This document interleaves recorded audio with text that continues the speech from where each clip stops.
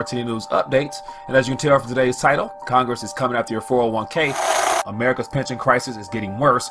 I'm going to be covering several different articles, all dealing with the ongoing pension crisis we're experiencing here in America and what is to come. And so we're only 4 days into the new year, and already we have news about countries deciding to remove themselves or rethink the dollar, or aka dump the dollar. President Erdogan in Turkey tells his citizens in order to help the country out, it'd be in your best interest to go under your pillow, grab the dollars, the euros, and gold. And as you tell from today's title, how the baby boomers will lose their retirement nest egg, I want to share with you a couple thoughts as well as some articles on how the next market correction will be catastrophic for a lot of people. Always cash crisis worse. About Venezuela once again. Systemic important banks. They removed the 1,000 called monetary awareness.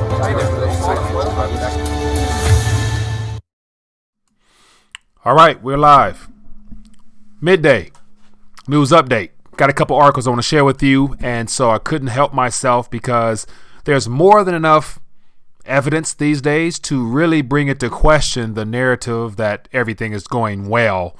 And so I got a couple articles here where some central bankers themselves seem to be slipping up at the tongue, or it's becoming harder to hide the fact that we are already in a recession. And so I'm going to share some articles here, share my thoughts, as well as check in with you guys, see what's going on with you. Won't be long. Be back tonight with an interview with George Gammon, so make sure you guys tune in for that one, where he's going to lay out some more reasons as to why Recession 2020 is underway as we speak. So if that being the case, welcome to the RTD Midday News Stream. My name is Mike, the host of this news stream. And so before I get into these articles, let me check in via chat. And also for those that are watching, I want to encourage you, if you have not already, beneath me are some media sites where I'll encourage you guys to connect with me there, so you'll stay in tune just in case one day you don't find me on YouTube. You never know. But anyway, we got Spirit King, we got Scott Robinson, we got Aristos. The Greek says, hello, my friend. How you doing? We got Excalibur. We got Nick, Rob, and Bates today. Bats today, I think it says. Nice shirt, Mike. Thank you, my friend. I appreciate that. So with that being the case, let me dive right into the articles. And so everybody who's watching me now, you are already aware of the fact that there has been no recovery. It's only been a plastering over through low interest rates and excessive debt. QE is fully in play now. And so I appreciate the interaction I have with some of the community members via Twitter. So if you guys are not on Twitter, make sure you connect with me there. And so I get a good education from a lot of viewers. So I appreciate the ones that chime in with their thoughts and whatnot. And basically today, some information was presented to me via Twitter. And actually, let me pull it up here, because I think it's best served if I share directly this information. Let me find this Twitter and give it to you guys directly, because it's one of them things where even Professor John Hearn, one of my past guests, we connect on Twitter, so I follow him, and he lays out a good case as to why it's official that the United States central bank has rebranded the concept of QE, because they'll no longer really need to utilize the words quantitative easing, because you can't use the same terminology twice, because it'll show that the first time the quantitative easing didn't work if you got to do it again. So QE was supposed to be a temporary measure for the last recession, but if you do it again, that shows that there was no real recovery. So the repo market activity will be the rebranding of it. And so they technically have not admitted to the crisis that they're trying to deal with in a sense of liquidity. And so let me get to my let me find my page, Rethinking the Dollar. And I want to share with you guys a little bit of information that was passed on to me. And so I think it's interesting. Let me find it. If I can find it, I won't be able to find it on this side. So I won't be able to find it as I thought. But anyway, what it was is just basically the Treasury. It was some paperwork from the Treasury highlighting who's purchasing what and how much.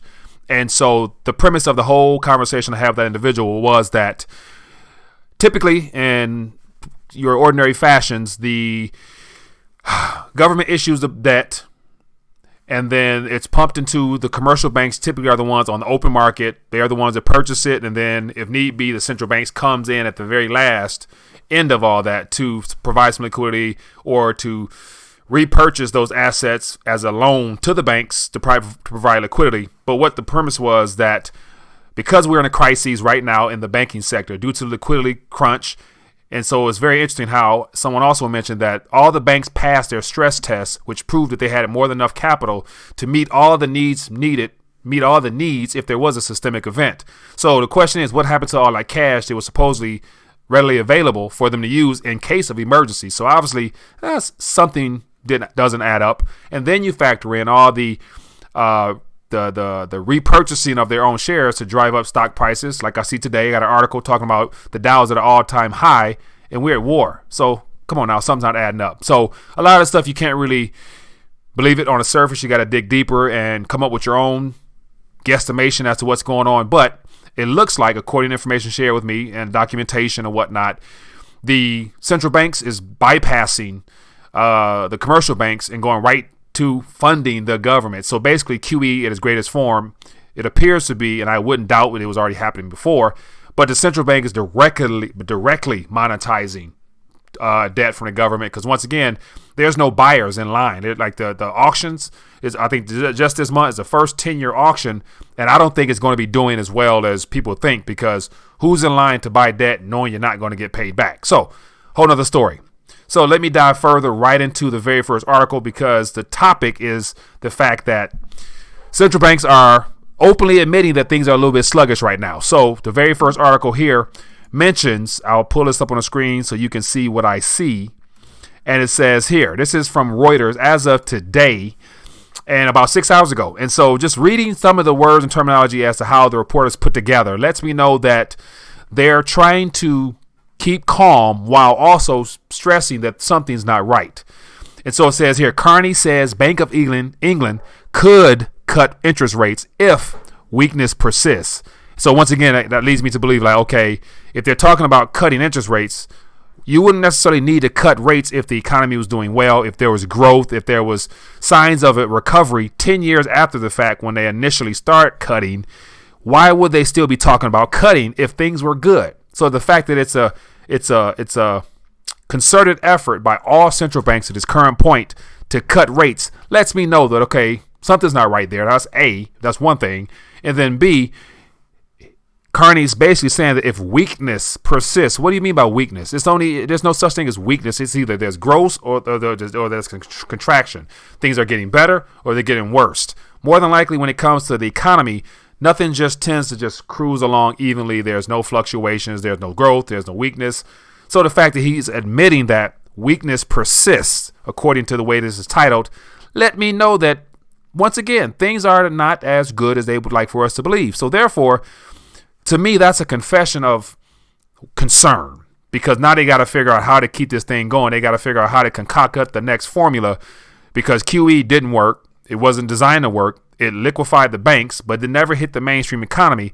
So what this all tells me is that what's underway now with their easing or repo purchases or whatever is going to be labeled in the history books when we look back at it, is happening now. Therefore, they're trying to keep this bubble from bursting. So anticipate all the overinflated assets at this current moment to continue to increase. And so this plays into the next article. I'm going to jump ahead here. But it said Dow surges 200 points to a record, led by Apple. And so you let me know. Perhaps I could be wrong, assuming there are some people out there that are probably either passive investors where it's automatically done for you, or we got some active investors, i.e. traders or whatnot. And so you let me know if you've purchased some Apple shares in the last couple of hours in the midst of this U.S.-Iran tensions that President Trump yesterday said is dialed back. So they fired rockets yesterday, 2 days ago, but now it's dialed back and the market's responding favorably. And so here you have an upside down reality. We're basically in an upside down world when it comes to what we were used to based upon prior recessions and panics and slowdowns and sluggish economies. And so right now we're in a world that's being plastered over, because right now it says the Dow Jones Industrial Average closed 211 points higher, or 0.7%, at a time where there's been missiles in the air. Like, I haven't been monitoring and watching this stuff as much as probably some of my guests are, my viewers are, my guests and whatever. But based upon prior performance, when there's contention in the air, there's economic uncertainty, there's geopolitical risk flying everywhere, typically markets aren't in the green. So that lets me know that it's a concerted effort to make sure they continue to inflate an overinflated stock market. And so it says Apple shares jumped 2.1% to a record high after Chinese government data showed the iPhone sales rose in 18% in December. So once again, if you take it for what it's worth, you'll believe that the economy is doing fine. And of course, the goal is to make sure that the Dow continues to go up. So it's good to say the Dow will continue to peak. It'll hit 30,000 probably by next month at the way it's going now. It'll be 30,000 by the end of this month because we're currently at 28,956. So don't be surprised if rockets start flying both ways. If we get to that, God forbid we do. But while those rockets are in the air, the Dow Jones is just going up. Where's the funds coming from? I know me personally, I am not really looking to buy any shares of Apple or Facebook or Amazon or Netflix, none of the FANG stocks. But that's just me. I could be different. So let me check in with the chat real quick and see. Perhaps there's some people out there that's actually doing it. So if you're one of the people who bought some Apple shares, let me know. I'll be, curious why you did that. It says, Michael, which part of the economy would you say is in a recession? Nathaniel, I would say recession. Now, it depends on how you define the word recession. From an economic standpoint, if I was a PhD professor, I would give you something like it's the typical time frame when we have two consecutive quarters of economic contraction that reflects in the manufacturing process slowing down. Jobs reports are not as good. And so if I was to give you all that stuff, which I can't because I'm not qualified, but I would say basically a recession is happening in the Main Street economy. We got Wall Street, we got Main Street. I'm a part of Main Street, and Main Street to me is what's of concern is the fact that there's more than enough job losses to kind of debunk the whole concept that employment is at an all-time low. Everybody got jobs. Therefore, the economy is great. Okay, another thing, the fact that we have CEOs now. So let me give you a little article here. I'm skipping ahead, but give you something else here. Let me got here. Okay, here's an article here that I'll pull up that lets me know that there's a lot of uncertainty in the health of how the financial markets are moving, as well as the labor market, and you name it. So here's an article here that says nearly all corporate CFOs, nearly all, so depending on how they measure all means a lot more than normal, say the economy is going to slow and the stock market is overvalued. So here we have the very idea that we have CFOs, chief financial officers for corporations. I'm assuming, let me see, you're not sure where or how, but I'll thumb through it. It says chief financial officers at big U.S. companies entered 2020 on a cautious note. So we have CFOs. So we have people who run some of the biggest companies in this country and probably the world. They probably took some type of consensus. And so it says stock market averages are overvalued according to 77% of respondents. So there's a survey given out to CFOs of, as it says, U.S. corporations, and they're concerned on the health of the economy. And so I would imagine that they won't give us the full scoop of what the survey entailed, but they'll give us something just to cause concern, which is what this article is all about. And so when you have 77% of respondents saying that stock's overvalued, and they see the fact that the economy is going to slow, that lets me know that in their mind it's already slow. So I would imagine CNBC reworded the results of that to say, to make it seem like it's in the future, like economy is going to slow. And so here's a distinction in the upside down reality we're in. We got a report here from CNBC says that the economy is going to slow according to these CFOs.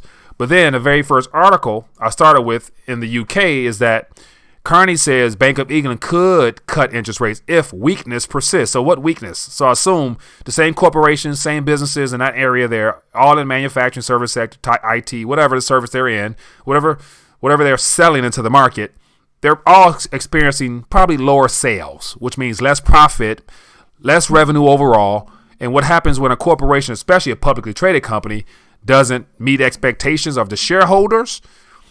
There's pressure on the CFO, the CEO, the CIO, the CEE, the CE, all those people to make some changes. And so over here in America, there's a report. I can probably find a report every day if I look for one saying that 1,000 people being laid off, 800 people being laid off, So I can continue to give you more of that. So all that right there lets me know that the overall health of the economy is not booming. And therefore, if it's not booming, as I started off by saying, if it's not booming, if it's not growing, like going that way, it's probably going the opposite way. It's not just staying still, because the economy doesn't work like that. Something has to keep going. Something has to either be going up or down. That's just a conventional business cycle model. It's either expanding or contracting. Problem is, this past 10 years, due to the manipulation of everything behind the scenes on Wall Street or geared to Wall Street, the Main Street economy, you and I, have been suckered in and lured into the fact that everything is fine.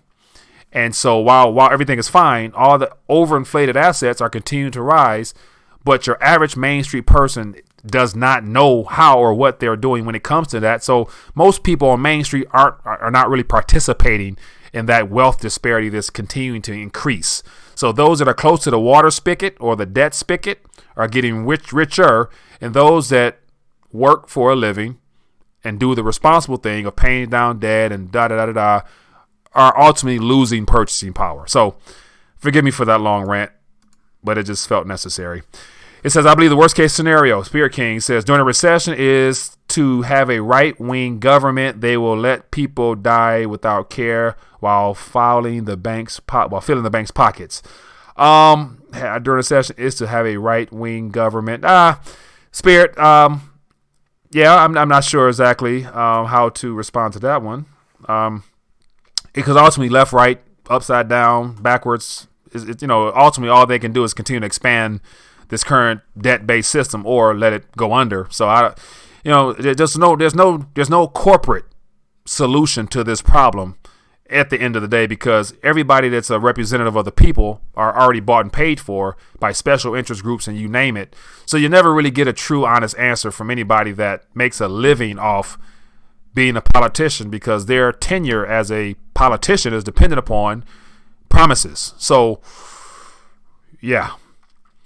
Chris says gamblers stay in the casino until they get wrecked. That's a great point, and I wanted to, something I got from one of my partners, Mr. Half Dollar, who referenced that right now, technically speaking, if you're, I want to quote him wrong, but what we're experiencing now is basically legalized gambling. So just the concept of investing, to me, unless you know what you're doing, is you're basically risking and gambling with everything you're putting out there, because it's all subject to, we got Bank of England people. And then another article I'm going to get to is where I kind of arrived at the title for today's subject matter.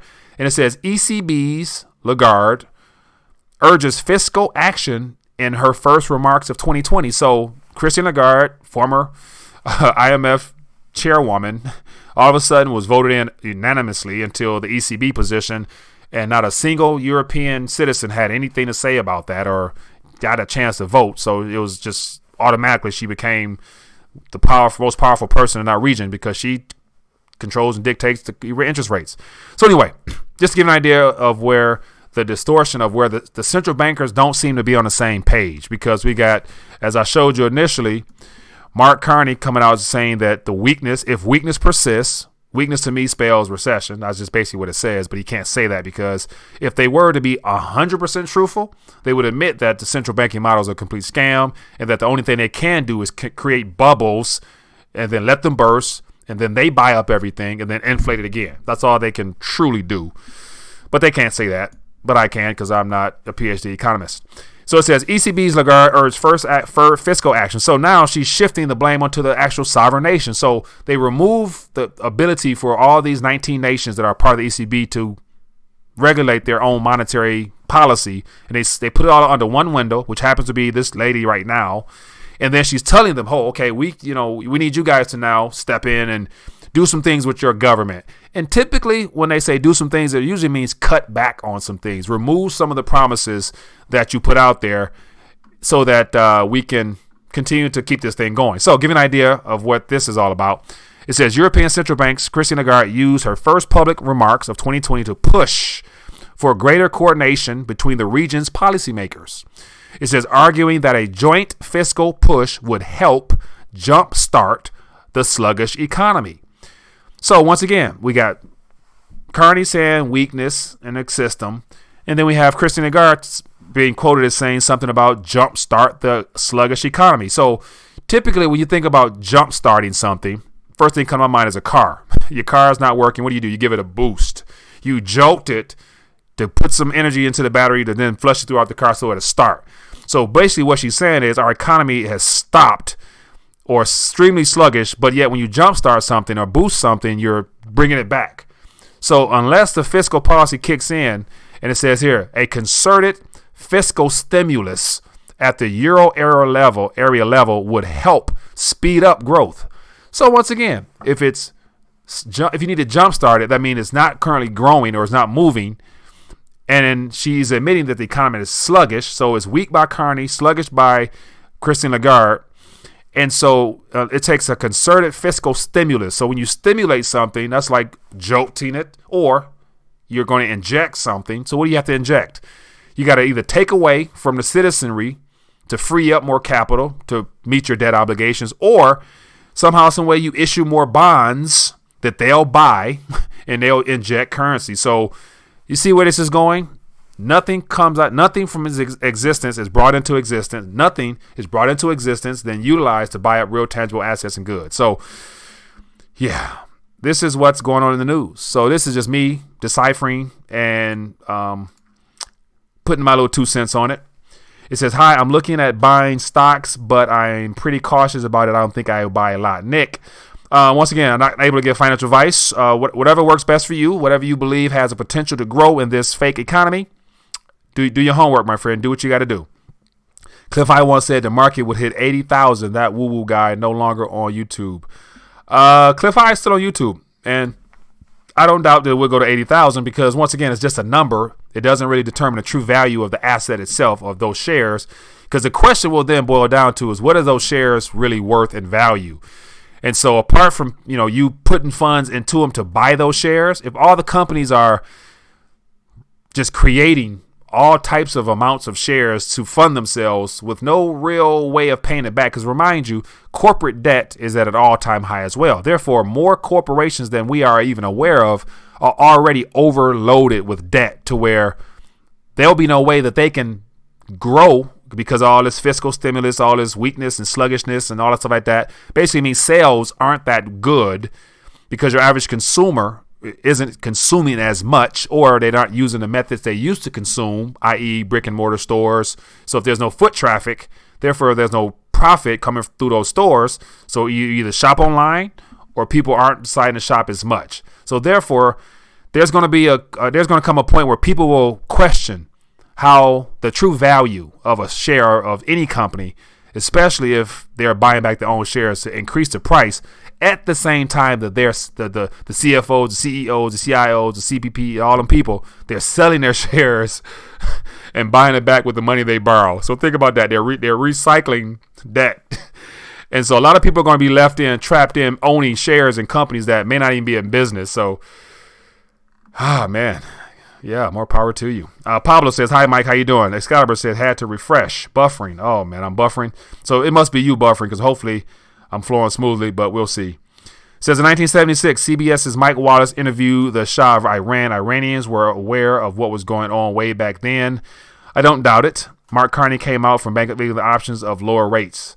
Right, so once again, at this current environment we're in, it's hard to really believe what's true and what's false because we got a president tweeting saying he's going to go full steam ahead if they shoot anything at us. Then Iran bombs a base, but then things are dying down.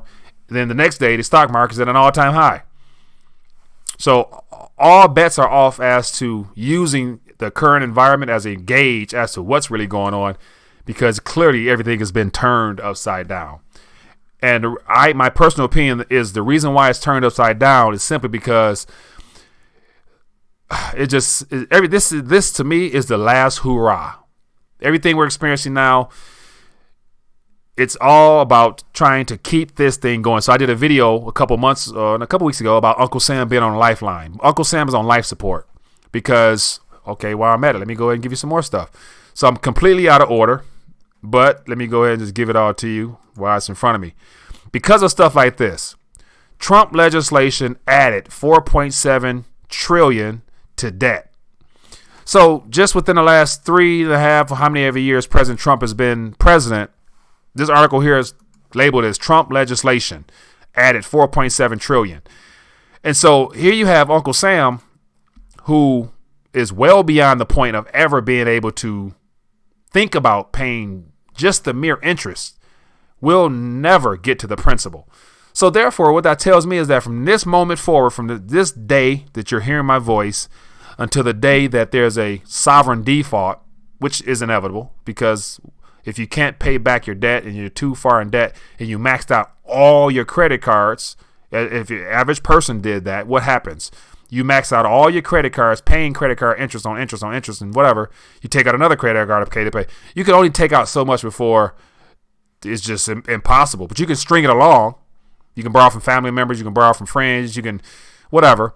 But at some day, there's going to come a day of reckoning. And so right now, from the time you're hearing my voice to the day that happens, we're going to witness all types of upside down, crazy types of policies and things put together to make this thing float. But if you know Uncle Sam is literally close to flatlining as far as him being able to live up to his obligations to you via your currency, you'll understand that ultimately, like I always say, the last place you're going to want to be is in your national currency as it is today, because the only way this thing can keep moving forward is if they continue to do more of the same thing. So this little picture here pretty much says it all. So this is your portion. This is your fair share, as a lot of politicians love to say. What you're seeing on the screen right now, it says, let me zoom in, because perhaps you can't see it as well as I can. So I'm assuming you can see that. So this is your fair share. And I'm not sure when this was taken, but this is your fair share of what you owe. So there's about a little bit over 100 or so people watching. Each one of you, your fair share that you owe, according to what Uncle Sam has taken out on your behalf and is expected to receive back through taxation, happens to be, and this could be old, but $69,000. So basically $70,000 you're on the hook for as a part of the $23 trillion on top of everything that's going to be added this year. I believe, my personal opinion is that they just passed a budget for $1.4 trillion, of which $700 trillion or so was for war type stuff. And once again, the remaining $700 billion of whatever is left over has already been allocated to pay Medicare, Medicaid, Social Security, and whatever else they allocated towards. And that's it. And that's just to touch the interest. None of that was to touch principal. So it was good to say that they're going to surpass what they budgeted. How do you budget continue to add to? I don't know. They're going to surpass what they already allocated to the current expenditures for running our government. But they're going to have to double, triple that to keep things rolling smoothly, even if we're not in a recession. So imagine when a recession hits or is officially told to you. But if you're watching this channel, you already know that we're in one. According to all the indicators, it just hasn't become mainstream. Because when it becomes mainstream, that's when it's going to be hard to keep the Dow at all-time highs. It's going to correct. So, yeah, that's just kind of what you should expect, whatever that's worth. But just so you know, your fair share, you owe $70,000 as a part of your fair share. So let me know when you're ready to pay your tab. Because it'd be great if you could pay your tab and then opt out, but that can't happen. So it's going to be an ever-increasing debt or at your expense, at our expense. So with that being the case, let me check in with the chat real quick. I had to check in this evening just to see what was going on and share with you all this recessionary talk. The fact that it's kind of hard to hide it still. It says Trump promised to pay the full debt in 8 years. That gives him 5 years to pay about $25 trillion. Yeah, Spirit, LOL, you put it just right. And so that's one of the things he mentioned when he ran for president, that he had a plan or knew how to pay off the debt, which to me, Donald Trump is best known for going through default and allowing or letting things get so bad to where he has to make a deal. So he's going to make a deal, all right. Problem is he's not going to make a deal with the citizens that hold the currency. Nevertheless, the countries that continue to lend to us if they are still existent. Because I'd imagine not many, China and Russia right now are not willing to go jump in line to buy some debt that they know they're not going to get paid back for. It says it's questionable that the president could fix the national debt. It says, according to the U.S. national debt clock, each citizen is currently responsible for $87,000. So, Fat Slim, I appreciate you for updating me, because that picture was obviously old. I did question it myself, but I didn't have time. But thank you. So $87,548 is your fair share. And so, once again, if you could cut a check, put it like this.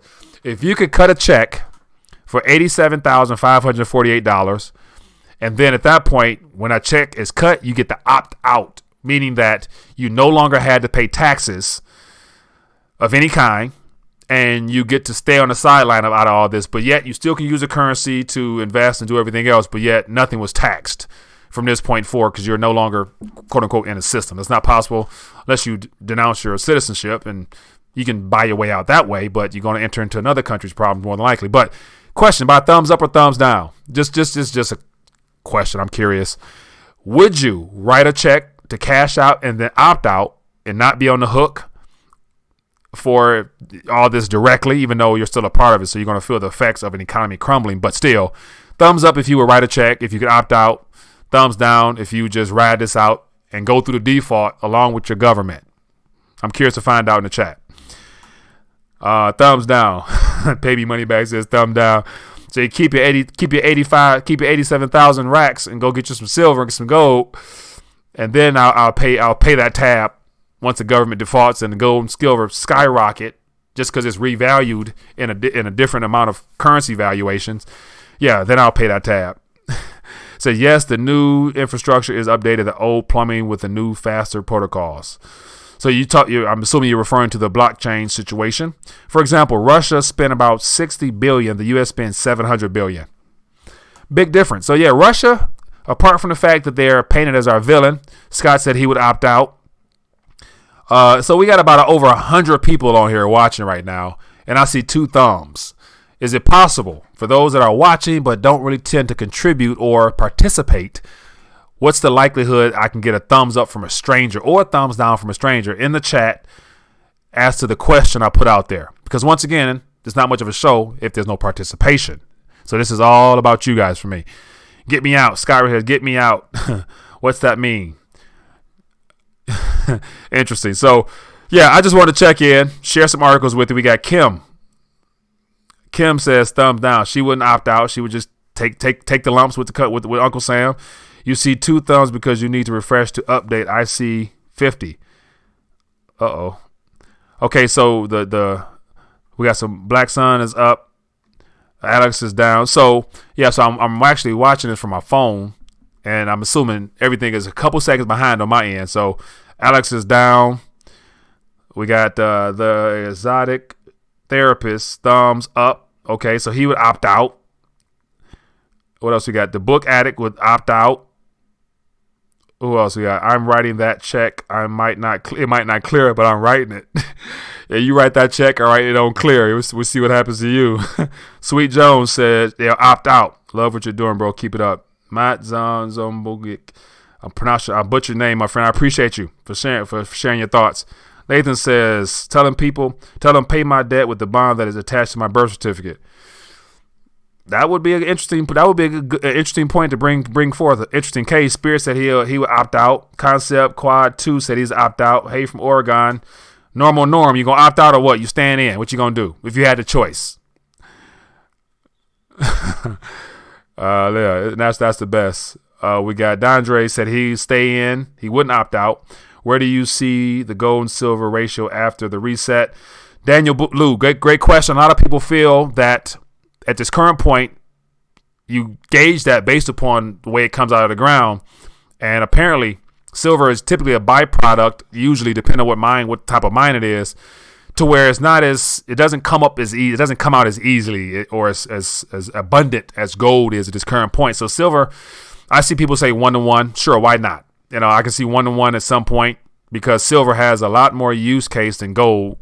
So silver will become extremely important unless technology allows for the development of some alternative concept of silver, where silver itself, as we know it, is no longer needed. Therefore, they figure out a way to really get rid of silver as a monetary metal. But it'll still have value because it'll be natural metal from the ground.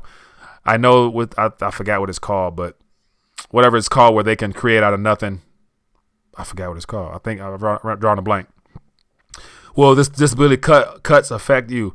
Will the disability cuts affect you? Just James Smith. I'm on disability and pay BBC no taxes ever again, but I also fall under the poverty level. Social Security asked me if I ever wanted to pay taxes again, and I replied no. James, that's a great question. That's a great response. No. And so here's one of the things that I think people are going to find to be very challenging. Because like right now, as a part of the alternative channel I started, Giftpreneur, I'm encouraging people to not wait until it's too late. Like the very job paradigm, retirement concept, all that's very flawed. And, you know, as a part of the Giftpreneur. So if you're not up above me, type in Giftpreneur and you'll follow along with me where I'm going with that. But I'm saying that employment and retirement is a flawed concept because everything has a window of time to it. And because health system is getting better, people are going to live longer. Therefore, you won't be able to put a date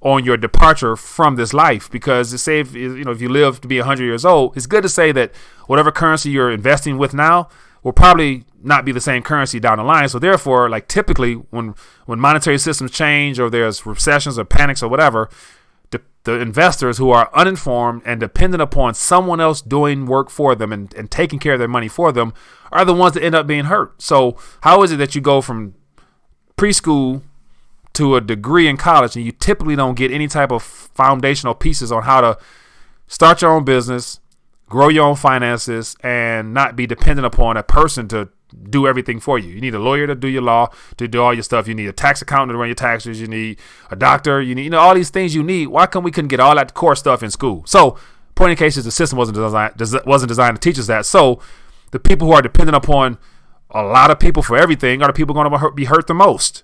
And my current people who solely depend upon somebody else cutting a check for you through employment, and those that are expecting to receive a check from a government or a payout from a hedge fund or something, the risk falls on you. You're not going to get it. Quantum physics. Good point. I think that was not what I was referring to, but it's in alignment with quantum physics. I owe child support, and it's sure not $87,000. Oh man, interesting. All right, so I'm getting off track. I appreciate all the participation. Let me get to the last couple articles here, and then we're going to get ready to dial back. As always, if you're enjoying the back and forth beneath this video, hit the thumbs up button and share this information, because once again, you won't get it from this perspective anywhere else. And so here's another article here where it's interesting. So I showed you Carney and Christine Lagarde, two central bank heads, say that they're sluggish and weak. They use the word sluggish and weak. Here we have central bank governor says U.S. economy likely. That's a risky word. U.S. economy is likely to avoid a recession with the help of last year's rate cuts. So what he's saying is, this is some play on words to have you look that way as opposed to looking straight ahead and looking around you that you see things are slowing down. And he says likely. So why wouldn't they quote him as saying the U.S. economy will not be in a recession this year? Why would he say something like that if he was so confident? So once again, they forgot to connect and coordinate on their terminology that they're telling the citizens.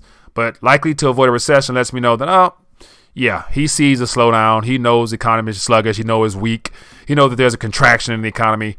So I don't even have to read all this, because the title alone, if it's from him, lets me know that he knows what's going on. And what else we got here? Any more articles here? Oh, here's another one. World Bank warns. The World Bank. So we have the Federal Reserve governor, Bank of England governor, ECB governor, and now the World Bank warns of a global debt crisis. Oh, really? You wouldn't think that too much debt that can never be repaid back wouldn't be a crisis? Huh.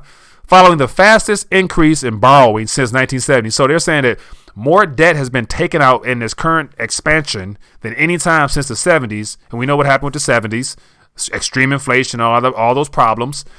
And so now the World Bank warns. Oh, really? It doesn't take a PhD. It does not take a PhD to realize that if you borrow without ever planning on paying back, that you're going to reach a crisis at some point. So, yeah, I'll put this article in the chat. I forgot to put all the articles in the chat, but I'm about to dial back.